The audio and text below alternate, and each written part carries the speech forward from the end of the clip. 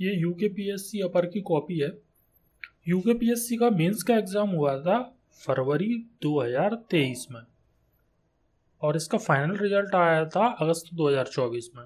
उसके बाद आरटीआई से मेंस की ओरिजिनल कॉपी मंगाई है। ये मेरा नाम है और ये मेरा रोल नंबर है। 10 फरवरी को वहाँ से प्रेषित की गई थी, जो मुझे मिल गई। उसके बाद इन 7 सब्जेक्ट्स की मैंने कॉपी मंगाई। उनमें से आज हम पहला जो सब्जेक्ट है लैंग्वेज, इसमें ऐसे वाला जो चैप्टर है, ऐसे के 2 क्वेश्चन हैं, उनको हम देखेंगे कि मैंने कैसे लिखे, उन्होंने मार्किंग कैसे की। तो हम देखते हैं कि ऐसे मैंने कैसे लिखे हुए हैं दोनों। ये हिंदी के पेपर की मार्कशीट है, ठीक है। इसमें मेरे टोटल 180 मार्क्स आए हैं। 35 और 36 जो क्वेश्चन है वो ऐसे वाले क्वेश्चन थे। 35 वाला जो है वो 55 मार्क्स का टोटल था और जो 36 वाला क्वेश्चन है वो 75 मार्क्स का था, जिसमें मुझे 45 मार्क्स मिले। दोनों में ठीक अच्छे मार्क्स मिले हैं। टोटल 180 अच्छे हैं और इनमें ऐसे का बहुत बड़ा रोल रहा है, क्योंकि यहाँ पे देखो 0 मार्क्स भी मिले हैं मुझे, ठीक है। यहाँ पे हाफ मिले हैं, ठीक है। तो यहाँ पे देखो ये कहीं 10 मिले हैं तो कहीं 5, 4, इस तरीके से बहुत कम मार्क्स भी मिले हैं। तो हम देखते हैं कि ऐसे किस तरीके से मैंने अटैम्प्ट किए दोनों। पहला ऐसे उत्तराखंड के बारे में, चारों टॉपिक उत्तराखंड के हैं। ये उत्तराखंड का करंट चल रहा था उस समय। जोशीमठ भूस्खलन एक मानव जन्य त्रासदी है, ना कि प्राकृतिक आपदा। दूसरा क्वेश्चन था उत्तराखंड की जैव विविधता के बारे में, तीसरा कला संस्कृति के बारे में और चौथा महिलाओं के सशक्तिकरण के बारे में। सबसे इम्पोर्टेंट कि मैंने ये चुनाव क्यों किया था, क्योंकि एक तो ये जोशीमठ वाला करंट का इशू था, तो ये करंट का इशू था इसलिए ज़्यादा इस पर मटेरियल मिल रहा था। करंट पढ़ रहे थे तो साथ में आ ही गया था। और दूसरा ये जो करंट था ये स्टेट लेवल का करंट नहीं था, क्योंकि ये यूपीएससी में न्यूज़ चैनल वाले, और आपदा इतनी बड़ी थी कोई ना कोई इस पर कमेंट्री कर रहा था, तो ज़्यादा डाटा था मेरे पास इसके बारे में, ठीक है। इसलिए मैंने इसको चुना। किसी भी ऐसे को मैंने किस तरीके से लिखना शुरू किया, कोई भी ऐसे आया है तो उसके लिए मैंने सबसे पहले किपलिंग मेथड लगाना शुरू किया। किपलिंग मेथड में क्या होता है कि आप जितने भी क्वेश्चन वर्ड्स होते हैं वो सारे क्वेश्चन वर्ड लिख लेते हैं, जैसे कि क्या, क्यों, कब, कैसे, कहाँ, कितना, या फिर और जो भी आप सोच पा रहे हैं जो क्वेश्चन बनाए कि क्या होगा। तो सबसे पहले तो ये टॉपिक हमने डिसाइड कर लिए, क्वेश्चन वर्ड कौन कौन से हैं। फिर हम देखेंगे कि ये जो ऐसे का टाइटल है उस टाइटल से जुड़े हुए और हमारी हेडिंग को मिलाने वाले कौन कौन से हम क्वेश्चन पूछ सकते हैं। जैसे कि क्या है तो हम पूछेंगे कि जोशीमठ आपदा क्या है, कुछ सोच सकते हैं कि जोशीमठ आपदा क्यों है, जोशीमठ आपदा कब हुई, जोशीमठ आपदा कब हुई, कैसे हुई जोशीमठ आपदा, जोशीमठ आपदा कितनी बड़ी हुई, कहाँ हुई। ये तो बोल ही रहा है कि जोशीमठ में हुई, तो इतना कोई स्पेसिफिक आंसर नहीं मिला मेरे को, मतलब कोई क्वेश्चन नहीं मिला यहाँ पे फ्रेम करने के लिए। और हम क्या कौन कौन से क्वेश्चन सोच सकते हैं कि ये एक आपदा है तो ये आपदा में क्या क्या खतरे होंगे, ठीक है। और ये जो खतरे होंगे उससे खतरा किस किस को होगा, ये आपदा क्यों हमको रोकनी चाहिए, ठीक है। जो भी हमने क्वेश्चन सोच लिए, फिर क्वेश्चन सोचने के बाद क्या हुआ, इनको हमको अरेंज करना है कि कौन सा क्वेश्चन को हम आंसर पहले करेंगे। इस तरीके से हमको फ्रेम करना है कि उससे हम पूरा एक ले बना दें पूरे ऐसे की। इस तरीके से मैंने इसको अप्रोच किया। तो सबसे पहले मैंने बताया कि जोशीमठ आपदा क्या है, तो इसको पहला नंबर दिया, यानी पहले वाले क्वेश्चन का आंसर हम सबसे पहले लिखेंगे। क्वेश्चन आंसर के फॉर्म में नहीं लिखेंगे, पैराग्राफ के फॉर्म में, यानी ये पहला क्वेश्चन है तो इसका आंसर हम पहले पैराग्राफ में लिख देंगे। फिर पैराग्राफ खत्म हो जाएगा, फिर जो दूसरा क्वेश्चन है ये हम अटैम्प्ट करेंगे। हमें सबसे पहले तो सारे क्या, क्यों, कब, कैसे ये डिसाइड कर लेने हैं। उसके बाद हर क्या, क्यों, कब, कैसे हमें कौन कौन से पॉसिबल क्वेश्चन बन रहे हैं वो डिसाइड कर लेने हैं। सारे क्वेश्चन लिखने के बाद हमको आना है नंबरिंग सिस्टम पे कि सबसे पहले हम किसका आंसर देंगे। पहले हम देखेंगे प्रॉब्लम क्या है, ये एक प्रॉब्लम और उसका सॉल्यूशन, इस तरीके का क्वेश्चन है। तो सबसे पहले हम देखेंगे कि प्रॉब्लम क्या क्या है। जैसे पहला ही क्वेश्चन है जोशीमठ आपदा क्या है, दूसरा क्वेश्चन क्या है, दूसरा क्वेश्चन ये है कि जोशीमठ आपदा क्यों है, मतलब इसके बारे में जानकारी। और जैसी जानकारी वाले 2, 3, 4, 5 ऐसे खत्म हो जाएंगे ना, जैसे जोशीमठ आपदा कितनी, ये भी जानकारी है क्या है, इस तरीके से। चौथा क्वेश्चन है जोशीमठ आपदा कब हुई, तो ये भी क्या तरीके से है, मतलब इसमें इंफॉर्मेशन आएगी, ठीक है। और जैसे ही इंफॉर्मेशन का ये बॉम्बार्डमेंट खत्म होगा उसके बाद हम आ जाएंगे कि उसमें प्रॉब्लम क्या है और उस प्रॉब्लम से सॉल्यूशन कैसे होगा। ठीक है, तो इस तरीके से हमको अटेम्प्ट करना है। सबसे पहले जो शुरुआत की, उत्तराखंड का मेंस का पेपर था, तो उत्तराखंड के किसी कवि को लिखना है, और ऐसे कवि को जिसकी साख बहुत अच्छी हो, कोई लोकल कवि नहीं लिखना है। जैसे मैंने यहाँ पे लिखा, आज माल तुमन के दत्यूछो, जागो जागो हो म्यारा लाल, नीकरण दियो हमरी नीलामी, नीकरण दियो हमरो हलाल। ये उत्तराखंड के सबसे फेमस जन कवि गिरदा की लाइन है, गिरीश दत्त तिवारी। ठीक है, और मैंने यहाँ पे बताया भी है कि ये गिरदा की लाइन है। और जैसे ही मैंने ये बता दिया गिरदा की लाइन है, तो यहाँ से जो मैंने क्वेश्चन बताए थे, जैसे पहला क्वेश्चन है, जैसे ही मैंने ये बता दिया कि गिरदा की ये लाइनें हैं, इससे ये समस्या हुई, फिर मैं आ गया जोशीमठ आपदा क्या है, यानी कि जो मैंने फ्रेमवर्क बनाया था किपलिंग मेथड का, उन्हीं क्वेश्चन को आंसर करने पे। तो पहला क्वेश्चन है जोशीमठ आपदा क्या है, तो सबसे पहले इसका आंसर दिया मैंने। जैसे यहाँ पर तो मैंने क्वेश्चन ही लिख दिया है सीधे कि हम बात करें कि जोशीमठ आपदा क्या है, तो हम समझ सकते हैं कि दशा से, मतलब ये सारी बातें बता दी मैंने। जोशीमठ आपदा क्या है वो भी बता दी, और कौन कौन सी आपदाएं उत्तराखंड में इससे जुड़ी हुई हैं, मुनस्यारी, नैनीताल, बाड़ाहाट, ये भी मैंने बता दी। तो पहला क्वेश्चन यहाँ पे खत्म हो गया। दूसरा क्वेश्चन देखते हैं, दूसरा क्वेश्चन क्या है हमारा। इसके बाद दूसरा क्वेश्चन मैंने देखा, दूसरा क्वेश्चन आता है जोशीमठ आपदा क्यों है, क्या वो प्राकृतिक कारण से है या मानव कारण से। क्योंकि यहाँ पे वो टाइटल में बोल रहा है कि जोशीमठ भूस्खलन एक मानवजन्य त्रासदी है, ना कि प्राकृतिक आपदा। तो ये हमें ज़्यादा फोकस मानवजन्य त्रासदी बताने पे तुला हुआ है जो राइटर चाहता है वो। इसका मतलब ये नहीं है कि प्राकृतिक आपदा नहीं है, प्राकृतिक आपदा भी है, उससे ज़्यादा बड़ी है मानवजन्य समस्या है। तो पहले हमको प्राकृतिक बताना है थोड़े से में, और फिर मानव वाला जब बताएंगे उसको हम विस्तार दे देंगे। ठीक है, तो यहाँ पे भी मैंने ऐसे किया है। सबसे पहले मैंने प्राकृतिक वाला बताया है कि जोशीमठ आपदा के दो प्रमुख कारण हैं। पहला है प्राकृतिक, तो प्राकृतिक कारण जो जो थे कि हिमालयी मोरेन पर बसा हुआ शहर है, भरूवी मृदा, ये सारे कारण मैंने बता दिए। उसके बाद क्या हुआ, यहाँ पे मैंने प्राकृतिक कारण बता दिया आपदा के। अगर मैं सीधे यहाँ से मानव जनित आपदा बता दूंगा तो फिर उसके बाद इसको समेटना बहुत कठिन हो जाएगा, क्योंकि प्राकृतिक आपदा बता दी और मानव जनित आपदा बता दी, और यही टाइटल था। तो यानी कि 2 पेज में ही मेरा पूरा ऐसे खत्म हो जाता, और जितने रिक्वायर्ड शब्द थे वो तो लिख ही नहीं पाते, तो मार्क्स नहीं मिलते। तो मानव जनित आपदा वाले को बहुत बाद में बताना है और बहुत विस्तार से बताना है। ठीक है, तो मानव जनित वाले से पहले मैंने इसमें अटेम्प्ट किया कि आपदा कितनी बड़ी है। जब प्राकृतिक वाला कारण चल रहा है, यहीं पे प्राकृतिक में ही मैंने ये ऐड कर दिया कि कितनी बड़ी आपदा है प्राकृतिक कारणों से। आपदा का साइज भी बता दिया और कारण भी प्राकृतिक है। जैसे जोशीमठ में भूदे साहब नई घटना नहीं है, पहले भी हो रही थी, पहले हो रही थी 85 mm की दर से, पर अब 4 गुना वृद्धि हो गई, यानी कितनी भी बता दिया, और प्राकृतिक कारण है ये भी बता दिया। मतलब ये तो बढ़ गई, अब बढ़ने के कारण जो होगा वो हम बताएंगे। ठीक है, यहाँ तक तो हमने देख लिए प्राकृतिक कारण। इस प्राकृतिक कारण के बाद मानव जनित कारण। मानव जनित कारणों को भी हमने डिटेल में नहीं बताया, बल्कि हमने ये बताया कि ये समस्या कितनी बड़ी रही। पहले 85 mm की हो रही थी और धीरे धीरे बढ़ के ये 4 गुने अधिक हो गई।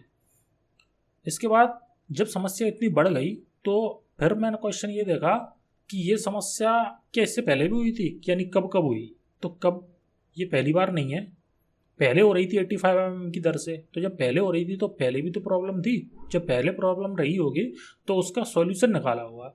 तो 1976 में इसके लिए मिश्रा समिति बनी थी यूपी सरकार में, क्योंकि 2000 में बनाया उत्तराखंड तो नया, इसलिए 1976 की मिश्रा समिति की रिपोर्ट का हवाला दिया। और मिश्रा समिति ने क्या कहा था कि बड़े आकार के जो एरेटिक बोल्डर्स होते हैं उनको ना हटाया जाए। यहाँ पे एरेटिक बोल्डर्स इंग्लिश में था इसलिए शायद नहीं लिखा हो मैंने, और अंडरलाइन किया है जो एरेटिक बोल्डर वाली लाइन है। ठीक है, बड़े निर्माण कार्य यानी जो बहुमंजिला घर है वो बनाने पर बैन लगाया गया, और घरों के निर्माण की एक सीमा भी तय कर दी गई। इसके बाद जोशीमठ में जो आपदा हुई उससे कौन कौन सी चीज़ें प्रभावित हो रही हैं, यानी नुकसान क्या क्या हो रहे हैं, कौन कौन से नुकसान हुए। क्योंकि बद्रीनाथ का एक स्टॉपेज है तो वहाँ पे यात्रा मार्ग में समस्या आई। इसमें एक चीज़ मैंने और ऐड की कि ये जो जोशीमठ जैसी आपदा हुई ये पहली बार नहीं हुई, इसी जैसी एक आपदा इससे पहले हो चुकी है, जो कि इससे पहले विष्णुगढ़ पावर परियोजना वीपी जो परियोजना है चमोली में, उसके कारण हुई थी, जिसके कारण चाई विलेज को विस्थापित किया गया था। वो मैंने लिख दिया, चाई विलेज का हवाला नहीं दिया है, पर ये मैंने विष्णु गार्ड ये वीपी परियोजना है उसको अंडरलाइन करके लिख दिया। इसके बाद जोशीमठ आपदा से क्या क्या प्रभाव पड़ने वाले थे वो भी मैंने बता दिए कि बद्रीनाथ यात्रा का बफर, औली, बुग्याल, फूलों की घाटी, हेमकुंड साहिब, आईटीबीपी की रिमोट पोस्ट हैं, उन सबको नुकसान पहुंच रहा है और ये राष्ट्रीय राजमार्ग पर भी है। यहाँ तक तो मैंने प्रॉब्लम की बात कर ली कि जोशीमठ में क्या क्या प्रॉब्लम रही। इसके बाद मैंने सॉल्यूशन की तरफ ध्यान दिया कि ये सारी चीज़ें सरकार वन प्रशासन को करना चाहिए। क्यों? क्योंकि इससे श्वसन तंत्र को लाभ होता है, आध्यात्मिक धर्म का केंद्र है, ये सब चीज़ें लाभ होती हैं, ये बता दिया। अंत में मैंने क्या किया कि इसको एक काव्यात्मक रूप से बांधने का प्रयास किया। तो हंगामा खड़ा करना मेरा मकसद नहीं, सूरत बदलनी चाहिए इस तरीके से। और फिर इस सूरत को जोड़ दिया मैंने जोशीमठ की सूरत से। ठीक है, तो जोशीमठ से क्या नुकसान हो रहा था कि वहाँ स्वार्थ परंपराएं थे लोगों के पर्सनल। ठीक है, इसकी जगह हमको देवभूमि, वहाँ की जो संस्कृति है, अपने बच्चे, उनके बारे में सोचना चाहिए। देवभूमि की जो साझी विरासत है उसके बारे में सोचना चाहिए। वो सब मैंने लिख दिया। ठीक है, तो इसमें मुझे 32 मार्क्स मिले। ये क्वेश्चन था उत्तराखंड के ऊपर, और ये जो ऐसे था ये पूरा उत्तराखंड के ऊपर था, इसलिए इसमें उत्तराखंड के कवि, ये सब चीज़ों पर ध्यान दिया गया। बाकी अगर यूपीएससी का ऐसे हो तो उसमें इतनी लोक भाषा का प्रयोग नहीं किया जाता है। ठीक है, जैसे शुरू में आपने देखा कि जो लोक भाषा है ये कुमाऊनी है, और इसका प्रयोग अगर कोई लोकल लैंग्वेज है, जैसे छत्तीसगढ़ पीएससी का पेपर दे रहा है तो उसमें छत्तीसगढ़ी का प्रयोग कर सकते हैं ऐसे में। ठीक है, जिससे लोकलाइज्ड, जिससे क्या होता है आत्मीयता बनी रहती है ऐसे की। अब हम देखते हैं दूसरा वाला ऐसे। दूसरे वाला ऐसे 75 मार्क्स का, और इसमें मुझे मिले हैं 45 मार्क्स। ये वाला जो ऐसे है ये एक जनरल स्टडीज का ऐसे है जो कि नॉन उत्तराखंड से रिलेटेड है। तो इसे आप यूकेपीएससी वाले जो एग्ज़ाम वाले हैं वो भी देखेंगे, और यूकेपीएससी के अलावा यूपीएससी और अदर स्टेट पीएससी जहाँ पे ऐसे आता है वो भी इस अप्रोच को समझ सकते हैं। यहाँ पे मैंने चुनाव क्यों किया, सबसे इम्पोर्टेंट चीज़ जो मुझे लगती है वो है सही ऐसे का चुनाव। आप बहुत सरल ऐसे को चुन लेंगे तो क्या होगा, मार्क्स भी बहुत ही कम आते हैं। और इतने कठिन ऐसे को भी आप ना चुन लें जो बहुत ही टेक्निकल ऐसे होता है ना, उसमें क्या होता है कि हमारे पास जीएस के बराबर तो लिखने को होता है, पर 700 शब्द तो जीएस में आते नहीं है, ऐसे में आते हैं। तो 700 शब्द लिखने वाला जो मटेरियल होता है वो हमारे पास इतना होता नहीं है। तो हमको ऐसी अप्रोच ले के चलनी पड़ती है कि जिसमें हम अपने आइडिया डाल पाएँ, यानी कि जिसके बारे में हमें कुछ पता हो और कुछ हम आइडिया डाल पाएँ जिसमें। जैसे पहला जो है वो पीडीएस प्रणाली के बारे में। तो पीडीएस को जनरली हमने इकोनॉमी के पेपरों में पढ़ा है, उसमें हम बहुत ज़्यादा नहीं लिख पाएंगे, डाटा की भी कमी होगी। और इकोनॉमी वाले पेपर के दिन इकोनॉमी पढ़ी जाती है तो हिंदी वाले दिन तो पढ़ी नहीं होगी, तो इसलिए इसको छोड़ दिया।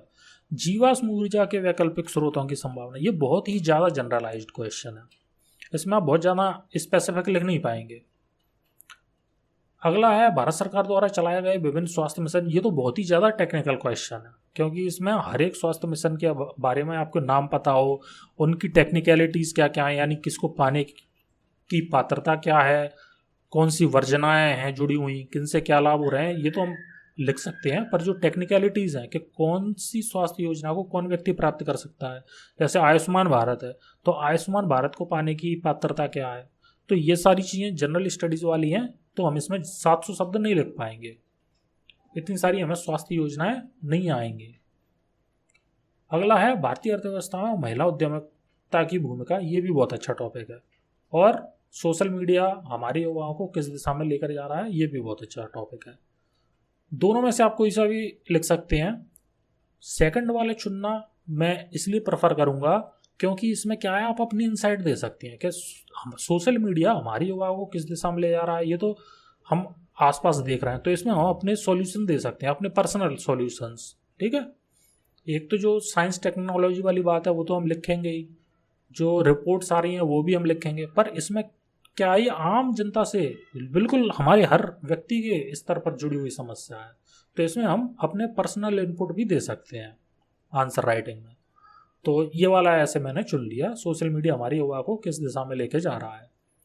इसको भी हम किपलिंग मेथड से तो कर सकते हैं, पर मैंने इसको किपलिंग मेथड से करने की बजाय थोड़ा अलग तरीके से अप्रोच किया। टॉपिक ये था कि सोशल मीडिया हमारे युवा को किस दिशा में लेकर जा रहा है। दिशा दो ही हो सकती हैं, या तो पॉजिटिव दिशा होगी या नेगेटिव दिशा होगी। पॉजिटिव और नेगेटिव पर आने से पहले हम एक बहुत ही 700 शब्द लिख लेना, बहुत जाना है, तो उसके लिए क्या है, बहुत ही 2 लाइन में आप ये बता दीजिए कि सोशल मीडिया है क्या, और अगर युवाओं को वो किसी दिशा में ले जा रहा है तो किस दिशा में, या तो वो सही दिशा में ले जा रहा है या गलत दिशा में ले जा रहा है। अगर सही दिशा में ले जा रहा है तो उससे लाभ होंगे, क्या लाभ होंगे, कितना लाभ होगा, और वो लाभ कैसे होगा। जो लाभ होंगे वो व्यक्ति के स्तर पर होंगे, परिवार के स्तर पर होंगे, या फिर बड़े स्तर पर जैसे सरकार, एडमिनिस्ट्रेशन, एनजीओ, या फिर जो कॉरपोरेशन होते हैं, यानी बड़े लेवल पर। दूसरा है, आपको ये लगेगा कि ये जब मैक्रो लेवल पर लिख रहे हैं तो ये टूट जाएगा।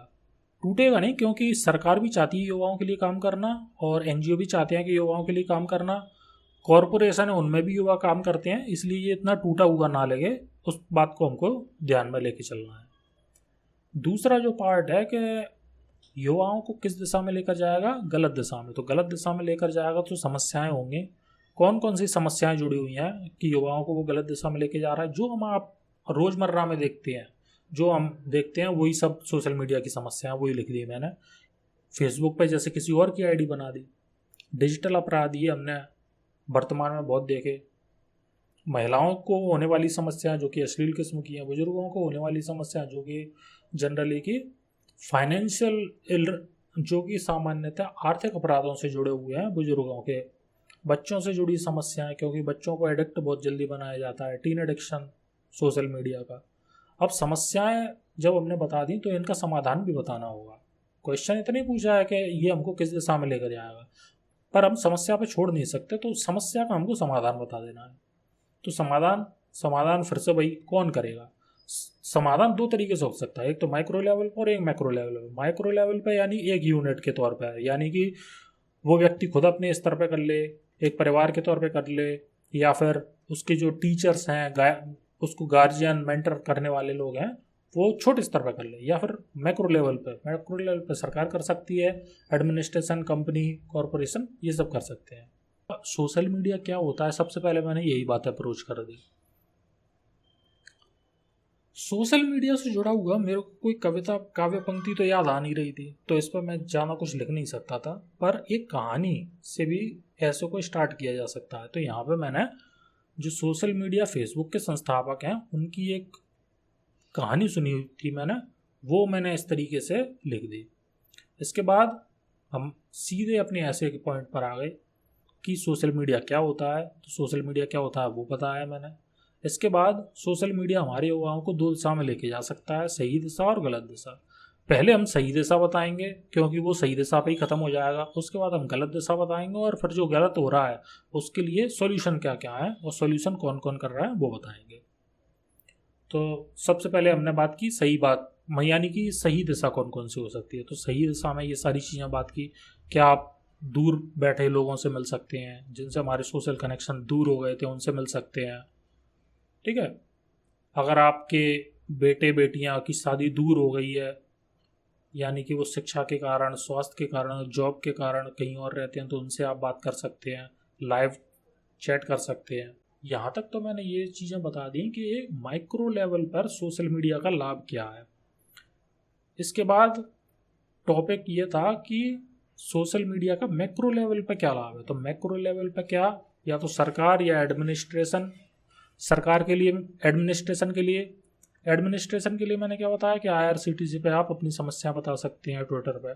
सरकार के लेवल पे क्या बताया कि पूर्व विदेश मंत्री सुषमा स्वराज ने बहुत सारे लोगों को मदद की जो विदेशों में फंसे हुए थे, तो ये सरकार भी इन्वॉल्व हो गई इसमें, ठीक है।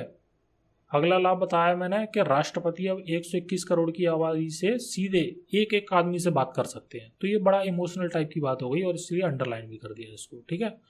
यहाँ तक तो सारे लाभ बता दिए। अब लाभ बताने के बाद समस्याएं क्या क्या हुई। तो समस्याएं ये बताई मैंने कि पहचान छुपाई जा सकती है अपनी, आप किसी और का फ़ोटो लगा लो, शाहरुख खान का फ़ोटो लगा लो। दूसरा क्या है कि ये अपराध डिजिटल किस्म के हैं, इसलिए इसमें पकड़ना ये थोड़ा कठिन है, क्योंकि हम उतने टेक्निकली एडवांस नहीं हैं। उसके बाद मैंने बताया कि बच्चे, महिला, इन सब पे किस किस तरीके से प्रभाव पड़ रहा है, वो सारी चीज़ें बता दी। महिलाओं के बारे में बता दिया मैंने यहाँ पर कि महिलाओं से किस तरीके से समस्या है। महिलाओं के बारे में बताया कि महिलाओं को कौन कौन सी समस्याएं सोशल मीडिया के दुरुपयोग से, बच्चों को क्या क्या समस्याएं जनरली एडिक्शन की ओर, जैसे पबजी, ऑनलाइन गेम्स। एक गेम आया था ब्लू व्हेल, जिसमें ब्लेड से हाथ पे एक ब्लू व्हेल काट के बनानी होती थी। ये सारी चीज़ें मैंने लिखी। डार्क वेब में किस तरीके से नए ड्रग्स आ रहे हैं, फॉलोअर बढ़ाने की होड़, उसके लिए वो क्रिंज कंटेंट बना रहे हैं। ये सारी बातें मैंने यहाँ पे लिखी हैं। ये यहाँ तक तो मैंने सारी समस्याएं बता दी। इसके बाद समस्याओं के बाद मैंने सॉल्यूशन की ओर ध्यान दिया। सॉल्यूशन फिर से मैंने दो तरीके से बताया, एक माइक्रो लेवल पर, एक मैक्रो लेवल पर।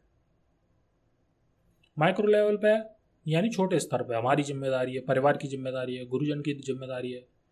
और मैक्रो लेवल पे क्या है, सरकार कुछ नीतियाँ बना दे, ठीक है। जो कॉरपोरेशन है वो अपने यहाँ पे कोई ग्रीवांस रिड्रेसल अधिकारी नियुक्त कर दे। इस तरीके से कंपनी क्या करें, एप्स बना दें जिससे स्क्रीन ऑन टाइम हमें पता लग सके और एक ब्लॉकेज रहे कि इससे ज़्यादा आप मोबाइल ना चलाएं, इससे ज़्यादा आप सोशल मीडिया ना चलाएं, एक लॉक इन पीरियड लगा दें। इस तरीके की चीज़ें मैंने लिखी हैं। इन सब के बाद लास्ट में जो मैंने लाइन लिखी है वो आप किसी भी चीज़ के सदुपयोग दुरुपयोग के बारे में जब क्वेश्चन पूछा जाए उसमें आप ये डाल सकते हैं कि कोई भी तकनीक जो होती है वो मूल्य निरपेक्ष साधन होती है। जैसे कि चाकू है, चाकू से सब्जी भी काटी जाती है, गला भी काटा जाता है, तो ये डिपेंड करता है कि चाकू किसके हाथ में है, ठीक है। तो आप उसका उपयोग कैसे करते हैं, यानी कि जो एल्गोरिदम, सोशल साइट की एडिक्शन, पबजी, ब्लू व्हेल, इन सब का प्रभाव बहुत ज़्यादा था और ये फेमस भी बहुत ज़्यादा हुए थे, इसलिए इनको मैंने क्या किया, अंडरलाइन करके लिख दिया।